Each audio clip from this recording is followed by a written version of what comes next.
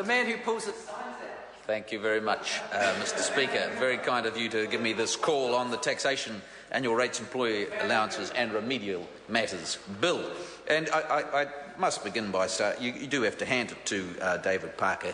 I would never have believed how many ills, social ills, financial ills and general problems in the community that can be solved by a capital gains tax. But he is relentless at every single opportunity. He never misses the opportunity to talk about all the problems in the world that will be solved by the introduction of a capital gains tax, notwithstanding the fact that half the capital gains are inflation anyway, and it's a bit unfair to be taxing that, and the fact that we've had endless numbers of detailed royal commissions and detailed studies on taxation in this country. The last one under the Labour Party, the McLeod Review, which did make drew the clear conclusion that a capital gains tax in New Zealand is not warranted and would be, particularly if it exempted the family home as has been suggested here, will add all sorts of tax compliance and difficulties in the taxation system more broadly.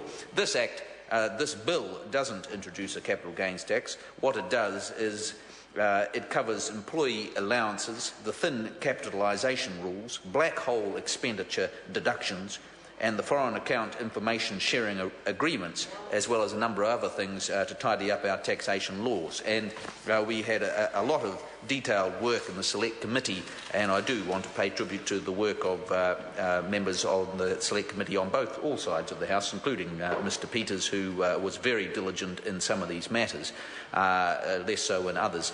And the review of the employee allowances in particular was given was given a fair amount of attention, and the government listened to a number of the concerns about some of the details in this area, and a significant number of changes were made, particularly around when an employee is expected to work away from their normal workplace for up to 2 years. Employee-provided accommodation will be tax exempt. That was one area. Another area was further clarification in when accommodation is provided in shift work involving periodic sleepovers and fly-in, fly-out workers in remote areas. And so there was a lot of detail that the committee went through, and I think the overall result is much better as a result of that consultation.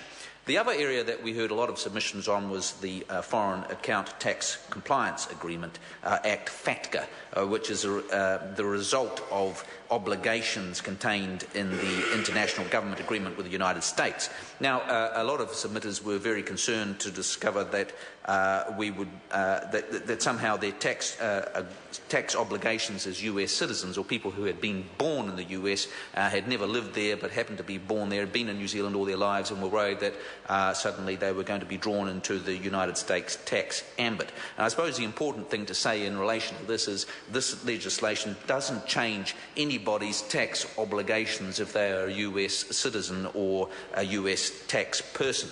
They have always been there, and they remain there. What it does is it allows New Zealand banks to pass on information for certain people if they are US citizens to the United States. So it's an information gathering exercise, and there are thresholds over which people have to stand before that information is passed on. And again, the Select Committee looked at this very closely, and we're most concerned about, the opposition was most concerned about reciprocity in this, and the IGA, which has just been signed with the United States, is reciprocal.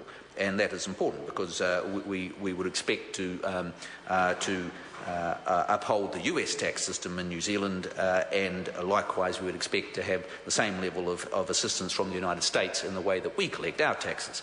So, Mr Speaker, all in all, this bill is is one small piece in the great work of building a more competitive and productive economy in New Zealand, which is one of the overall goals of this government. In the end, at the end of it all, increasing New Zealand's international competitiveness is what sustains our living standards in New Zealand, and which provides us the opportunity to have the growth and the jobs and the healthcare and education system that we need. And we don't get any of that if we don't have an internationally competitive economy. And the business growth agenda, which is at the heart of this government's response to lifting New Zealand's competitiveness, includes having an efficient tax system, and this bill goes some way in clarifying some areas and ensuring that taxpayers are treated as fairly as possibly in the intricate details around employee allowances. On that basis, Mr. Speaker, I commend this bill to the House. Thank you very much. I call the Right Honourable Winston Peters. Mr. Speaker, this is a very important night because that's probably the last speech that member